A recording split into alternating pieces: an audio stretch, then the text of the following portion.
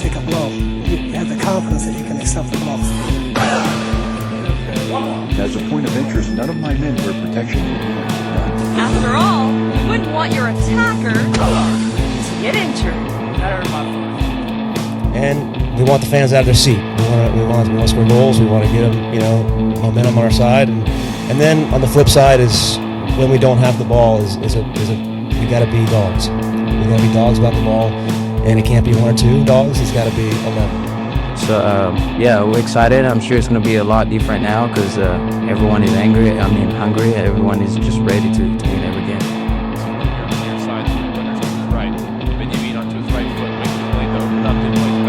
Musa fires it off the post and in. Back in the team, back in the goals. Ahead of Corbett, around him, down towards the back post. It's Sam Sarver to seal it. It's the first MLS goal for the Firecracker off the bench for Eric Quill. Hey, and welcome everyone. Welcome tonight to the Afterburn Soccer Show. It's me right now. I imagine Jose is getting his signal up and going, and I imagine too that Colin already said he's going to be on a couple minutes late, so we'll be looking for him shortly.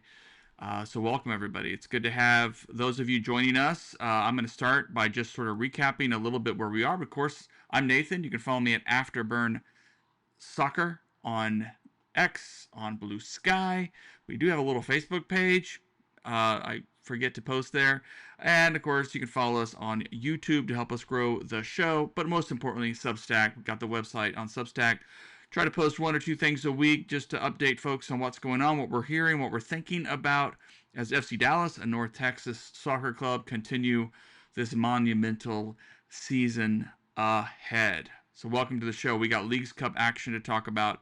We got, of course, FC Dallas dominating Austin FC in Austin. What a sweet victory that was. North Texas lost at home to the Timbers 2. Really disappointing result for them. But that's life for this young team. I just think we have to be real that we're seeing the complexities of a very young squad in North Texas. So we're expecting these ups and downs, but still can be pretty disappointed. All right, here comes Jose. There he is. All right, buddy. Can you hear me? I can hear you. I can hear you. You can hear me? We're good? Yeah, I'm late because I was drinking water, and I turned and I dipped this whole thing into my water, and I was out trying it. Almost had a technical malfunction there.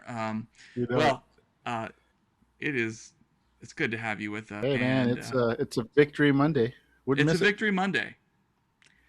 Well, and I look back a week ago, we were really feeling. I mean, I had the FC Dallas kit on. I mean, we were just feeling confident about this team after those 2 League Cups wins, victories, and then, well, it didn't go that way on Wednesday. And Jose, I have to give you credit.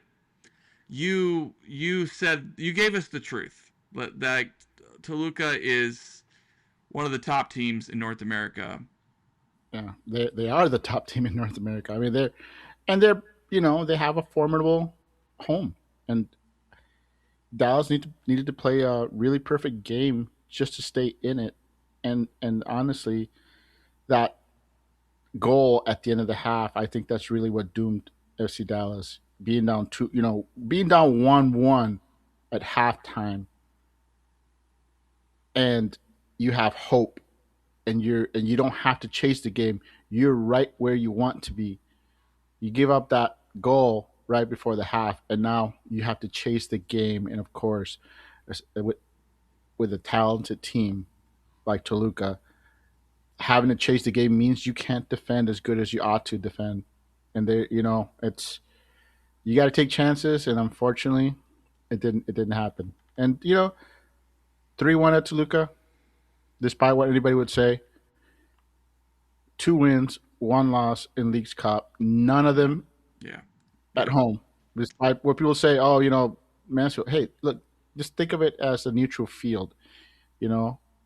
If you want to be very technical, they played 2 neutral matches and 1 away. But honestly, I dare anyone to raise their hand and say I picked FC Dallas to win 2 Leagues Cup matches and have a chance to advance heading into Toluca. And I don't think even I'm as optimistic as a person as you're going to find, and even I could not have predicted that. I was praying for it, but that's different. Yeah. Yeah, I mean, you were right. You were right. I think it was like getting FC Dallas getting that equalizing goal, and it was a real kind of bizarre goal, as truth to be told. Musa gets credited for it, but I don't know that Musa saw it as it's just a crazy fluky goal, but you take it, and it gives you some hope. Mm-hmm. And then Nolan Norris goes to ground. And I love the kid. I think these are the learning lessons that he needs at this stage of his career to grow. He battled, but he make a mistake, and Toluca is so good that they're going to put you to the sword. They're just going to take advantage of that, and they just professionally scored that go-ahead goal late in the first half. So yeah, you wonder what might have been if this had gone into halftime. What kind of team talk, Quill? What kind of adjustments to try to grind something out, to stick with the draw, to frustrate that team? But and I want to say that it's a great run. It's a great run. The 2 wins, 1 loss, and even the loss at Toluca is a great learning experience for everybody. Nolan Norris gets away with that challenge in MLS against your average MLS competition. Now, if this game against Toluca keeps Nolan Norris from trying that in the playoffs, that's a learning experience right there, because you can get away with it against Austin.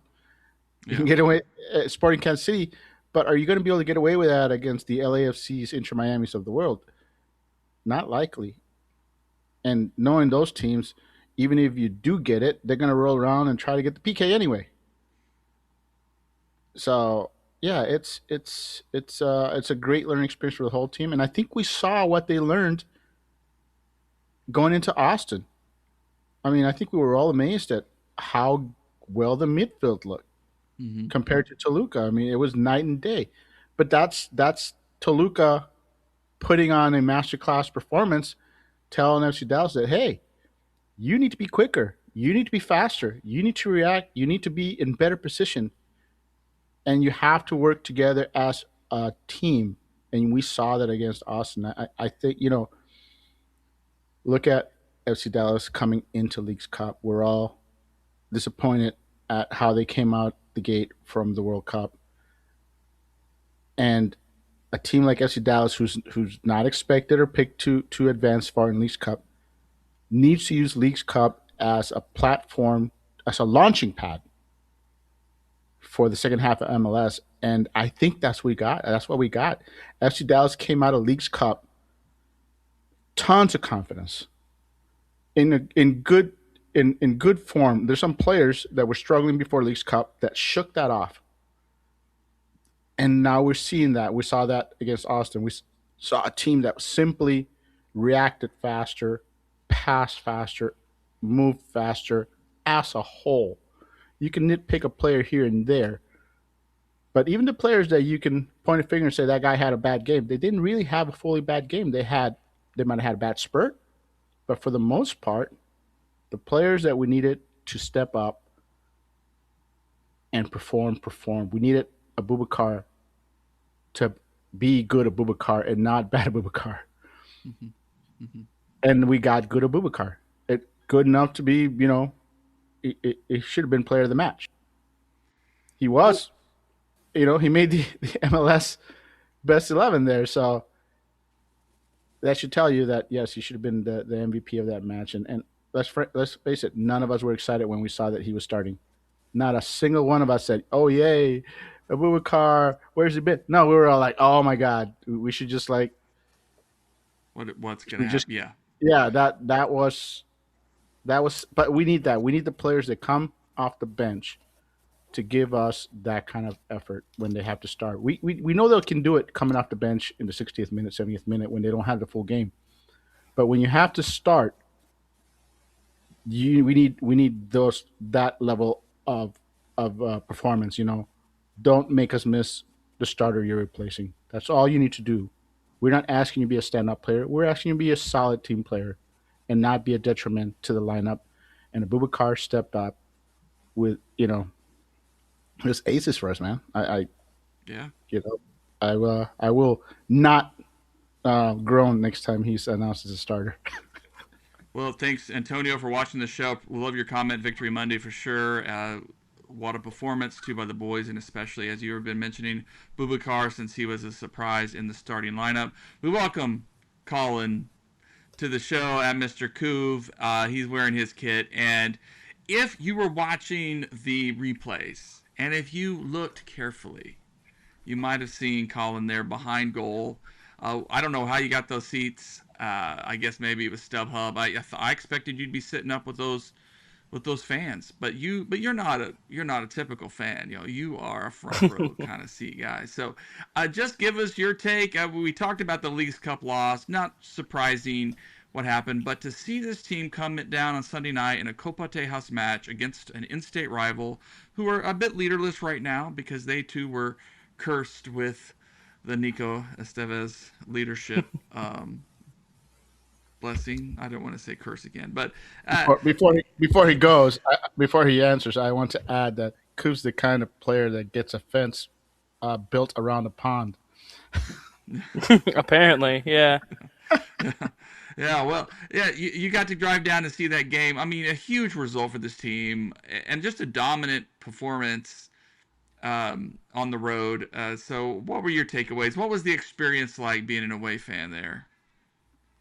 It's always fun and banter being in that like little area because you're surrounded by Austin fans, and they the vibe I got from a lot of those fans over that section are like the kind of richy preppy, like I had the money to probably get a suite, but I don't want to pay $3,000 for a 16-person suite in Austin, so I'll just sit behind the goal.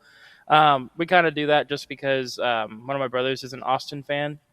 So, funny enough, me, the guy in the SC Dallas kit next to me, you'll see in the replays, and the next three people next to us, we always are behind that goal at one point. Funny enough, fun fact, if you go back to the 5-3 game in 2021, whenever Obion scores the fifth, you'll hear someone screaming "Vamos" on the mic. That's me about 6 rows up, somehow being picked up on the field mic. So it's one of those, going into Austin, funny enough, I spoke with Rear Austin TV for their little Twitter space last night, and I kind of talked about the same things I'm going to talk about on here. It's always very, I don't want to say Austin's like a comfortable place to play for us, but it's always been like a home away from home, in my opinion. This is a team that was our 15th matchup against them last night, and they have won 3 total games, one being playoffs, one being a heavily rotated squad when we had literally only 5 people on the bench, and the reason we were able to even play the game is because Bernard Kamungo, back when he was playing for Tanzania, caught a red-eye flight at about 5 a.m. our time, landed in Austin at about 4 p.m. and went straight to the stadium. Otherwise, we were close to an actual forfeiture because all of our other youth players were with North Texas already because we picked up 3 injuries in training, and they were already, I believe, was in Seattle that week. So it's one of those things where that would have been a full-on forfeiture, which is very rare to see in MLS. I'm sure we probably would have just picked up someone from the Bold or like a really low-tier team and signed them to like some weird MLS intertwined contract. Alone. But and then a loan as well. And it's one of those where a youth player, we could even just like loan him from Austin too. It's something that the game probably would have been played regardless, but rain delay as well, and we got thrashed 3-0. And then the game with Nico, that was funny enough one of his final games with us before the Minnesota road game, where funny enough I made the tweet, how I'm going to jump in the league again if Ansa scores, and he scored the first goal of that game. So it's one of those where going to Austin, it's a very confident place to go and play. I've never really gone into a game besides that playoff match where it's like, okay, well, maybe this will be like a difficult match to win for sure. I'm hearing, I was watching on the way home trying to make sure I didn't repeat myself or repeat points that were said already, and I might repeat myself, but for the most part on these, on the lineup, you look, they rotated their squad a decent amount, a little bit there. with Torres still starting. They had Facundo off the bench. They had Vasquez off the bench. They were still rotating their squad from the League's Cup match against America, which they played on Thursday. And then we also rotated due to suspension, and also a bunch of players were being ran into the dirt. It's like Jose said. I mean, Abubakar's in that lineup, and I immediately looked at Sam next to me, and he's the SCD fan, and I was like, well, you're gonna win. There's no way we win this game.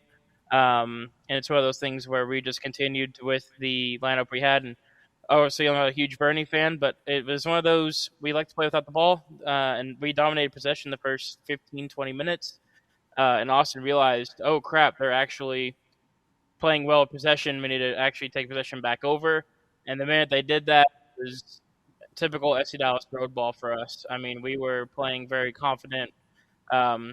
This little link-up play here was beautiful to watch, with a chance just wide from Bernie. He's got to score that, though. Bernie. You got to score that, or at least lay it off to Musa there.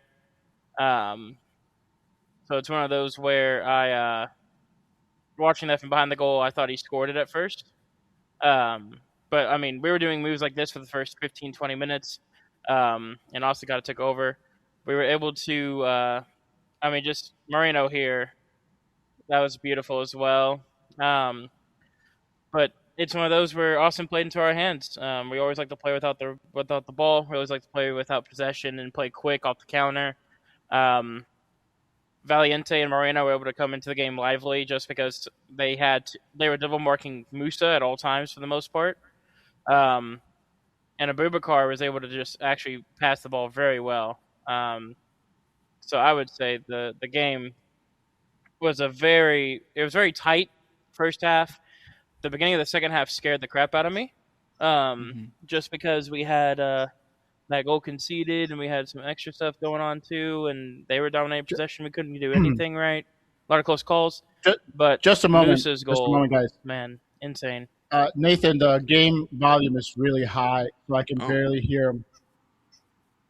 Oh, all right. Well, that's weird. I There you don't go. hear any sound Better. on my end. Oh, there we go. Okay. Well, all right. Oh.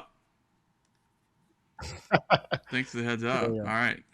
Yeah. Well, No, there we go. I could hear him at times, but at times I couldn't. So Yeah, it's one of those. Right here, funny enough, this right here, I thought we scored. I can't remember if the free kick flick was already shown or not. That one was a really nice chance we had as well. But on this goal, I didn't even think we scored. Whenever this went in, I was looking at my friend next to me. I was like, we don't really do well on corners. We're not really going to do anything with. yeah, and Moreno with that delivery was excellent. Excellent delivery. Yeah. Colin, we lost you there for a minute. I just want to add, well, since Colin's kind of muted there for a second, that it's funny that he mentioned that Austin's kind of like home. I could have swore that when Musa was being interviewed, he said he called it home. He said it was great to get a win at home, and I thought that was odd. He said it, and now hearing Coov said it's like, well, I guess Musa agrees with you that it almost feels like home because that's what he called it in the interview, and it's just funny. I want to bring that up in case you haven't heard that. The one giveaway there, I know it's plenty of folks to be concerned, stepping up. Great homegrown goal. Love to see homegrown score. Gratuitous shot there, Matthew McConaughey and Shane Gillis. But All right. yeah, really, team should have done better a little bit there. Disappointing to get Austin back in on that with just a little moment of disorganization, a moment of being slow. A little miscommunication too, I think, between the 100%. defenders. I mean, you can see, Johansson and Ibi playing super deep when everyone's trying to push up. And then right here, Ramiro just gets caught, and Valiente tries to recover for his, little toe poke there. Asaze really can't do much either. It's one of those weird areas. Do you step? Do you just? You can kind of see he's just trying to size it up. And to be fair, it is a banger. To be fair, it is a banger. Sarah maybe could have gotten a hand on it. It's just one of those. But hey, then Musa does Musa things, and this is just what we've seen all season. leading the Golden Boot race right now, Mhm. and pinging that off the bar like that. I mean, it's just. I wish we had a couple more goals, but hey, let's not be too greedy here. Let's not be too greedy. Very lucky too that Jaden Nelson did not go to ground there, because that would have been 100% a PK. Yes. Johansson absolutely murdered him from behind. I saw that happen, and I literally, it's so funny because I feel like I'm a curse on this team sometimes too. I was like, watch, Nelson's going to cut in here, and Johansson's just going to get burnt. And as soon as I said that, he chopped him down, and I saw Nelson, his front body start going down, and I'm like, oh, it's a pen. I literally looked away, and then next thing I know, I look back up at the screen, like right above the supporter section, and all I see is just Sirwa with the ball in his hand, and everybody around me is like, that's a penalty, that's a penalty. And I was like, if he had fallen down, 100% would have been a penalty. But thankfully, even though he was fouled, and it would have been a foul if he had, say he passed it off and it was deflected, whatever, with him taking a shot, technically it's a shot on goal, it negates any advantage, because he took his advantage and took a shot. So thankfully, Nelson was you could say, a good and integrity play there. But yeah, we were very lucky in small moments like that to get away with a win. But you watch that game, you look at stats, you look at anything, we fully dominated that game, deserved to win that game. There's no Austin fans on Twitter saying it. There's no professional, none of their players are saying it. No one in the stadium even. Like, after the game, I'll friendly talk with some people, and they'll be like, man, it was a close game. We're like, we deserved to win that one. And no, it was all disappointment, and they were all like, it's back to normal, I guess, in MLS. So they didn't expect to win that game either. Well, and these away points are so crucial right now. FC Dallas has moved up, I think, to 5th place, and so we're in the mix. It's a very congested Western Conference, so every point we can get from here on out matters. And again, a shout out to Boubacar coming in clutch, getting a big goal. It's what you want out of a team. You want a deep team, guys who can step up at the right moments. And so I guess, my question for you guys is just, is there a player that worries you right now for this team? Is there a player you want more out of that you hope can contribute a little bit more to maybe lighten the load or just help create more dangerous opportunities kind of going down the stretch? Is there someone who needs to step up in these next few weeks?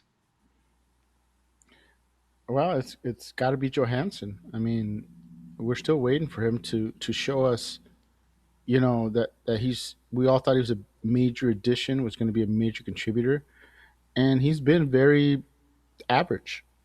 Is the nicest thing I can say. Sure, he's got spurts of, he's got both spurts of good and bad.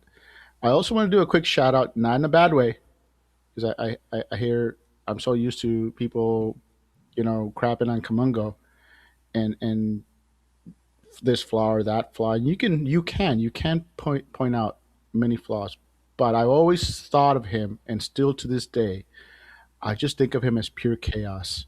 He's a chaos creator, and chaos goes both ways. He's very chaotic, and I'm simply shouting him out because the fact that he was so dangerous and chaotic on that left side meant that when Valiente was coming forward on that goal that Musa scored, they couldn't all just crowd Musa because Kamunga was on the left side. Right, Antonio. That chaos that he creates, you have to acknowledge it. You have to still address it, because good or bad, something's going to happen. And Kamungo is just causes chaos. It's one thing I always loved about him in North Texas. Once he got behind the defense, something happened. And you're starting to see that with Dallas. I mean, people point out the negative things more than the good. But honestly, you don't know what you're going to get, but it will be chaotic. And I'm here for it. If I can't get a player that is consistently going to, give me everything I want, I'll take chaos every day, any day. And so that's 100%. That's my defense of Kamungo for everybody. For me, man, and this might seem a little harsh, obviously Ramiro's coming back from injury, but I want more from Kappas or Ramiro, whoever plays in the 8 next to Kaike. And the reason I say that is, obviously the easiest answer for me is Johansson. with my comments on Bernie would be Bernie as well. I'm gonna go two routes here. I'm gonna do one like a straight answer, and then I'm gonna do like a little curveball and like tweak the question a little bit. Something I would love to see is the eight. Like Kappas last night had an amazing game, in my opinion. He did really really well, linking up in the midfield. Ramiro doing more of the defensive bulldog work with Kaike being absent, and also with Kaike, whoever plays next to him does a lot of the advancement of the ball. They're able to share it a lot more. You could tell in times Kappas and Ramiro, they didn't know like who was supposed to go up the field, who's supposed to stay back and defend, how do you mesh with that midfield because they're so used to, playing next to Kaike. There's not many lineups this season where it's Kappas and Ramiro. So I would love to see, obviously, with Kaike getting some minutes rested or whatever, to one of them step up and be able to play at a little bit higher level. I feel like we have a lot of center mids, but not a lot of center mids that fit what we need in that 8 with how Quill would want to play, especially with how he describes his play and seeing the players we have. Another thing is I love Bernie's recent form in the attack. He has gotten a lot better at not rushing forward and taking random stabs and then getting beat on the wing to where Nolan would help, or in this case, Ibiaga would help, or Abubakar rather last night. But for me, what I would want is I would love to see, we saw him on the bench last night, I would love to see Torquato at the left back spot. I would love to see how he plays, and then we saw Bernie play in the underneath 10 role like Paul did and Jesus did right before we signed Musa with Nico. And that's where Bernie excelled, was that underneath 10 spot where he can kind of cut inside and cause chaos in the middle, like Jose says. If you can cause that chaos in the middle and throw off a midfielder or a 6 or even center backs, like Austin's running a 3-back formation with a left back at center back and a center back who doesn't really play in Djordjevic. If you can come into the middle and cause that havoc in the middle, where you have Musa, Valiente, at times Moreno was there too. And funny enough, again, on Valiente's goal, he started to cut inside and then go outside. That's what caused that space for Valiente to be able to get the ball, go forward, and cut in with, or hit the pass to Musa. That's also how you saw in the highlights Moreno was able to play him through, is because he went from an overlapping run on the outside to an underlapping run in between Djordjevic and Svatok, and they didn't know how to deal with that. I would love to see Bernie play that underneath 10 if we need him to. I don't think we'll see it unless an injury, heaven forbid, to Moreno or Valiente or even Farrington. I still think Farrington would get the underneath start at that little 10 or dual striker role Musa over Bernie. But I would love to see how that would look like if we're chasing a game, throwing Bernie up there. But even then, Sarver gets those minutes too. So I doubt we see it. But I know, like, seeing Bernie's attacking quality recently, that we got to remember he was an attacking player. He was always a winger first. He excelled and broke out as a winger. And the only reason he plays wing back, that's the one good thing I could take from Nico Estevez, is starting to transition to him as a wing back. And it didn't come to fruition until a season and a half later. But it's still not his best position. Nice. Oh yeah, 100%. He does way better being in a free-flowing, like whenever we played a true 5-back and played him at that wing-back position where we were able to shift and play a full-on 4-back and move him forward chasing a game, he looked way better in those instances. And you can tell still defensive situations, if he gets overloaded or targeted, like Arsene started to do with Pochetta in that second half, that's when he started to break and started to be overwhelmed. I mean, like, okay, what do I do? What happens? And he still handled the pressure well. Yeah, I still think he also was late a couple of times and just Austin never took advantage of it. So yeah, I think we still see they're not as bad as they were before. He's solidified. I have a simple. You said who should step up. I'm gonna tell you who needs to step up just for the next match, and that's Abubakar. Even though he just had a great game, the reason that you didn't see Nelson out there, or Norris, yeah, Norris. I'm sorry, Nolan Norris out there, is because Urugide just suspension was facing a yellow suspension if he got another yellow, and that's come to pass. So now you saved Norris. He'll be coming in, and Abubakar will have to start again. And Bubakar, great performance, but his reputation is good game, bad game. So he needs to step up and give us just a solid performance. He doesn't have to have another man of the match, but if he can just give us another good start, back to back good starts, he's the guy that needs to step up because he will be starting again. Yeah. 100%. Right on, right on. Yeah, that's one of the downsides is Osaze getting yellow card accumulation. Nolan will be back, and and at least if there's a benefit from yellow card accumulation suspensions, is it gives a guy a rest, a game off, and that's not a terrible thing, I guess, in the course of a season. But yeah, I think I think you guys have pointed a lot. There's as this team continues to build, it does seem like there are, based on the personnel that Quill puts out there, are challenges every night to get the guys just to flow correctly. I mean, I think sometimes they were crowding spaces a little bit, whether it was Valiente on the right and Johansson on the right, kind of getting in each other's space, and it does seem like Bernie's instinct is to maybe get forward, be like a striker, but as a wingback, he's supposed to wait maybe a minute and let guys get into the box, and so that's why he's sort of been hesitant. It's just so you just see these guys who are just trying to click, and when it clicks, it's beautiful, and when it doesn't click, we see the result. I mean, I think Bernie and Logan Farrington, are the same class of players in MLS, which are really useful roster guys, and they have games where they look like they're more than roster guys, that they're like, these guys should start. But they're also young, so they can still improve and elevate their game, and you want to see them improve and show consistency.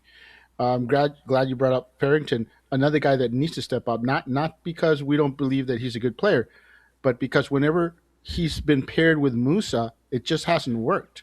Mm-hmm. That has been an issue that needs to be solved. Now that we found out that Moreno is not going to be a 90-minute player this season at all due to an undisclosed kind of injury, right? Yeah. That means that Farrington will get those minutes, and he needs to step up, and he needs to find that chemistry with Musa that has been lacking.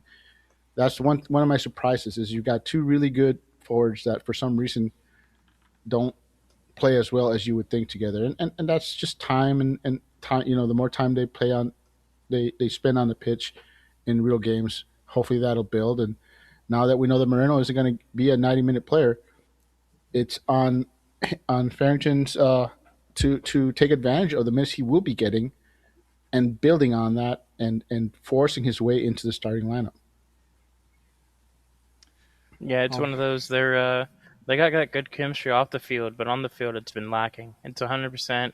And something Musa even says, like, I'd love to play more with Farrington. He said that in the during the All-Star break. They did a little like, who would you have on your fantasy team? Yada yada yada, five-a-side, all that. And he was like, they were like Buwanga, Son, like whoever. And he was like, nah, man, I want Evander, which was a little dig at the Lucho acquisition.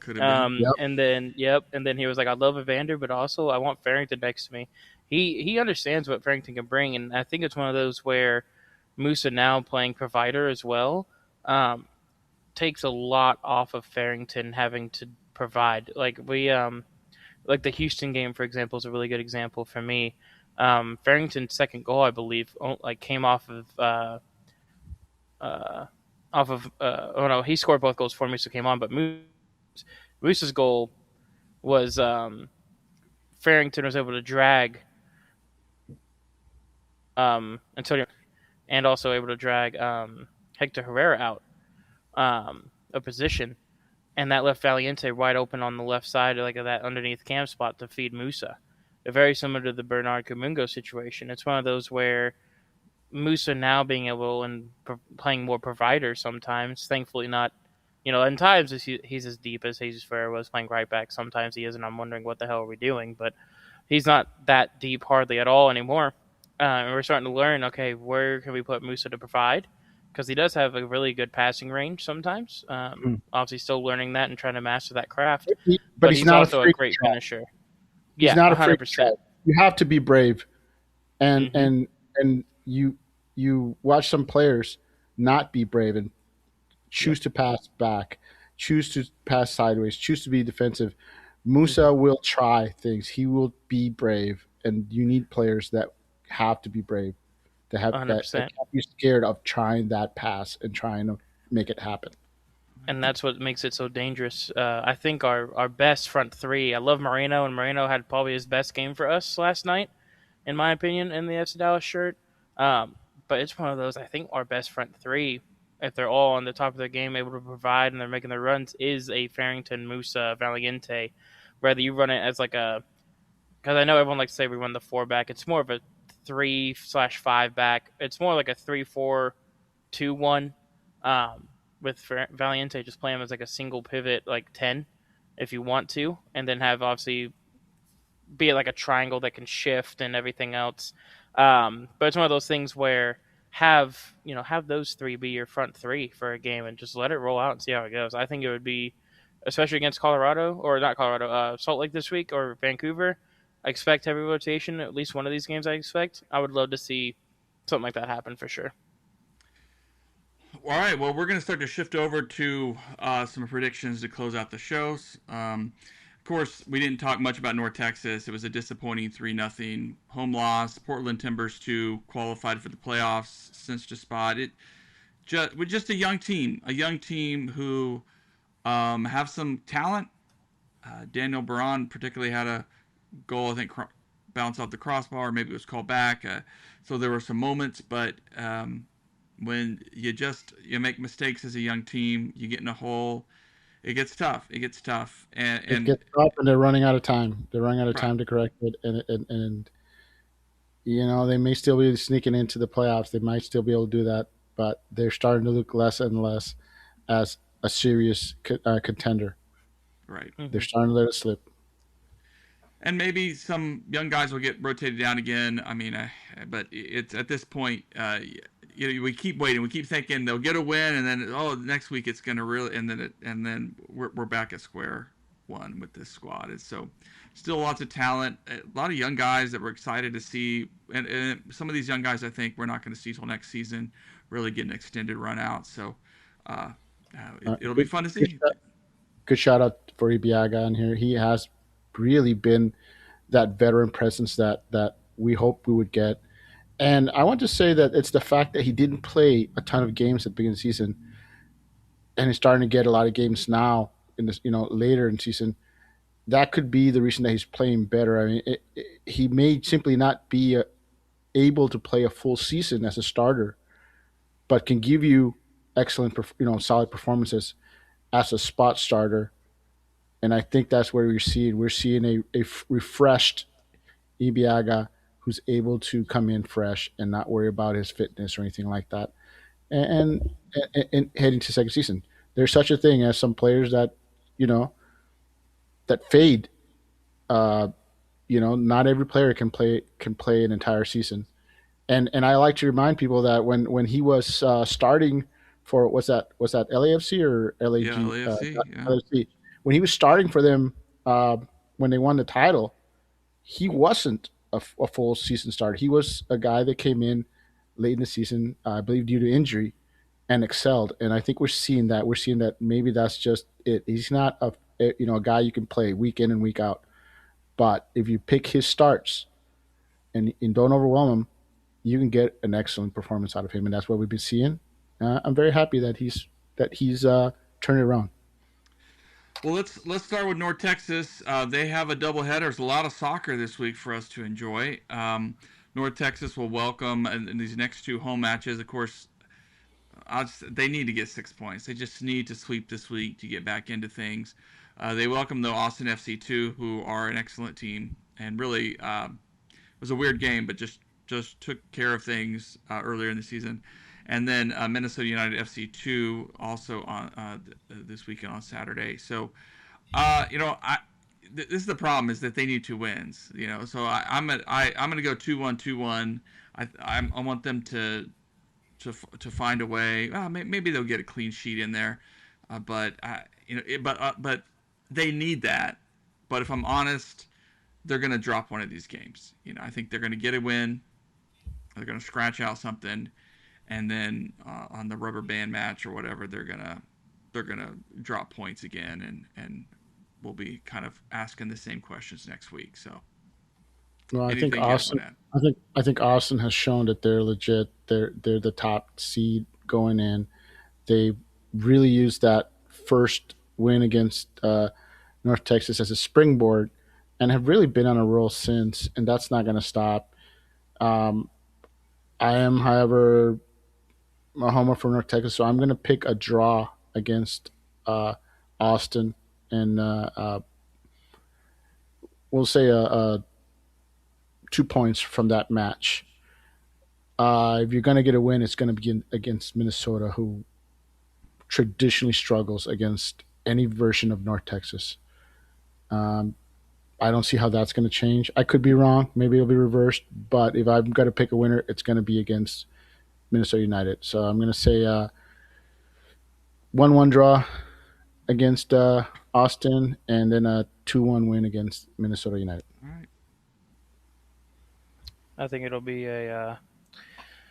I wish I had the confidence y'all did in this North Texas team. It seems to me, again, I'm not as locked in as y'all are on watching most games and everything in North Texas. But just looking at lineup notes, highlights, and then I'll watch games when I have time. I'm usually one of those. I like to watch all MLS games like a sicko during the week. I don't see not only consistency in play. It seems like there's not a consistency in the lineup either, which you could say is different talents for different teams or etc.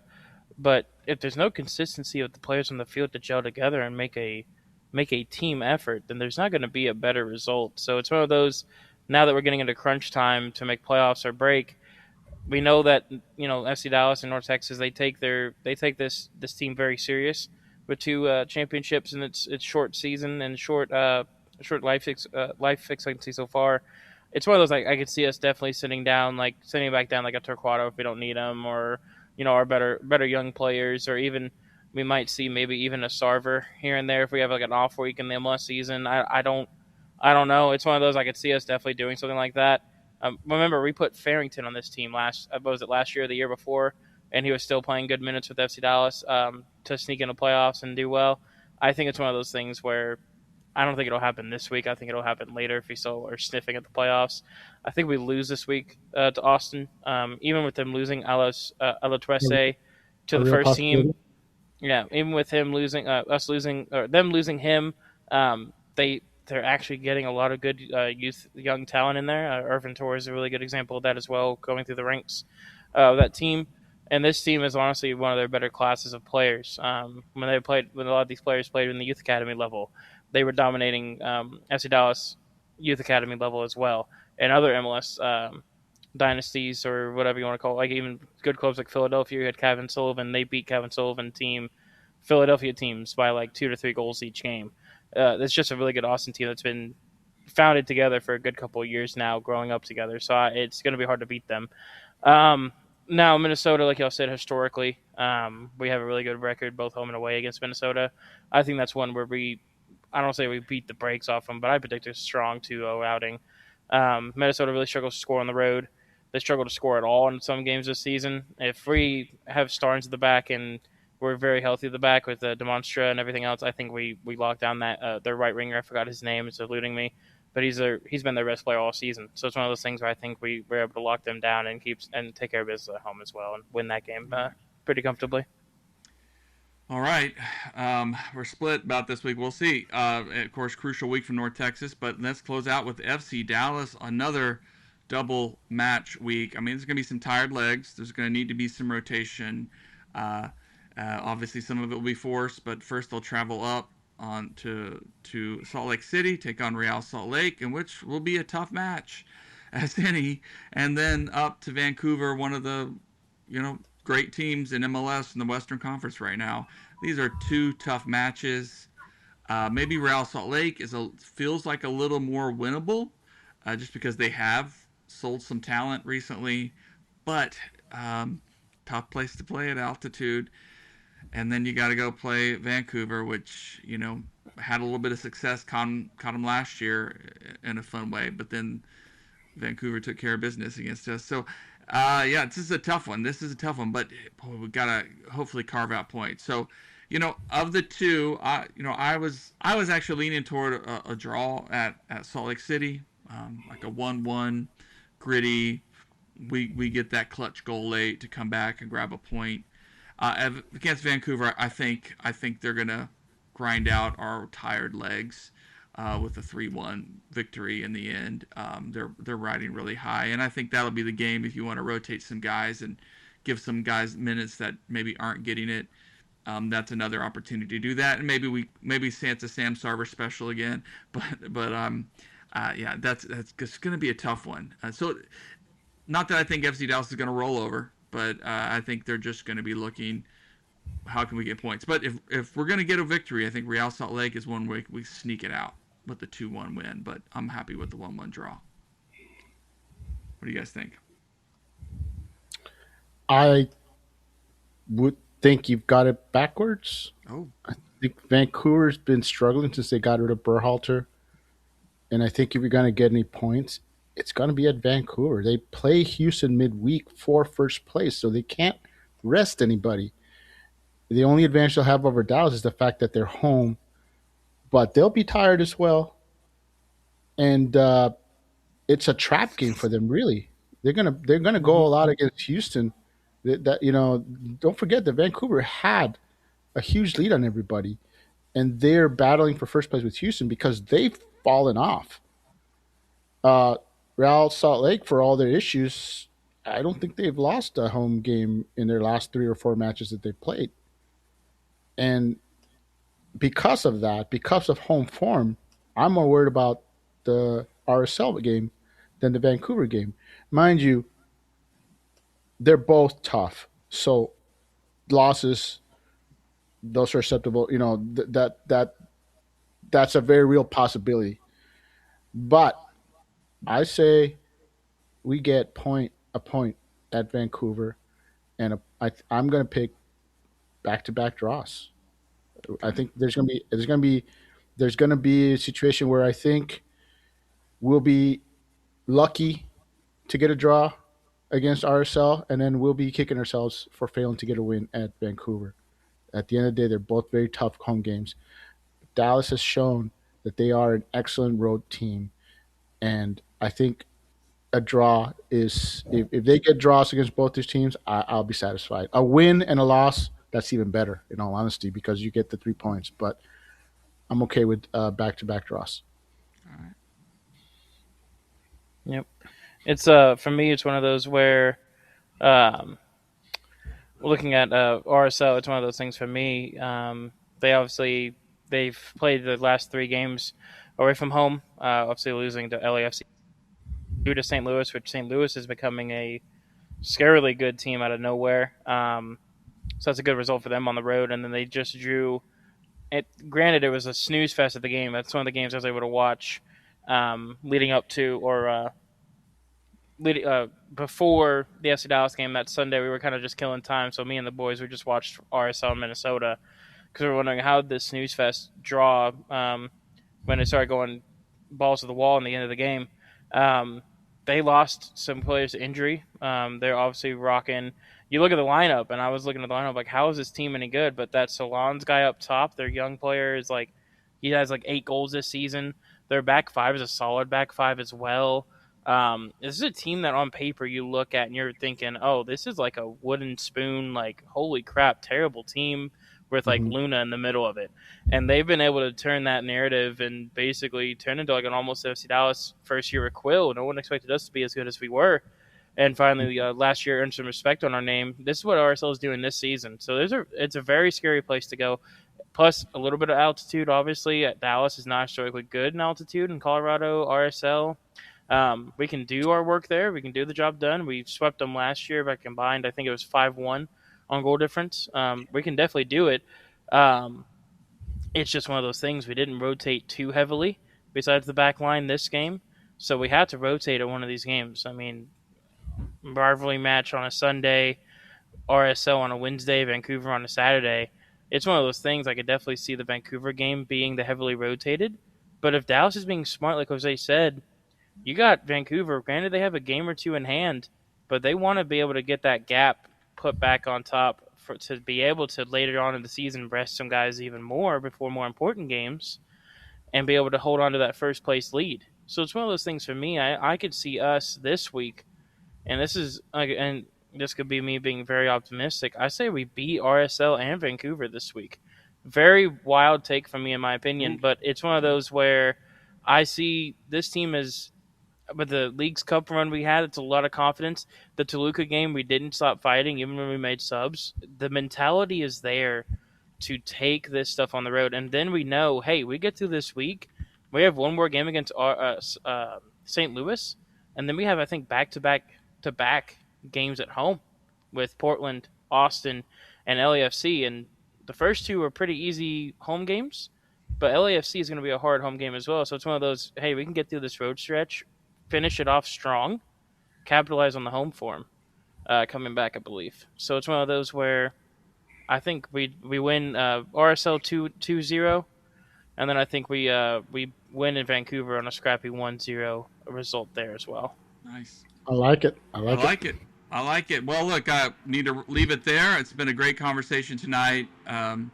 Colin, great to see you. Even glimpse you there for brief moments at that Austin match. It's a lot of fun. It turned out to be a pretty solid week for FC Dallas fans, and I think we just need to keep enjoying Petar Musa every minute he has with this team, and he does Musa things. It's stuff of beauty. So we'll leave it there. Appreciate everybody. Appreciate, Antonio, all of your comments. Keep them coming. Of course, we'll be posting the audio wherever you find podcasts. Of course, follow us at afterburn.soccer. Follow Mr. Coov. Follow El Chico Carmona. And let us know what you think about the show. All right. Good night, everybody. Good night, guys. Good night.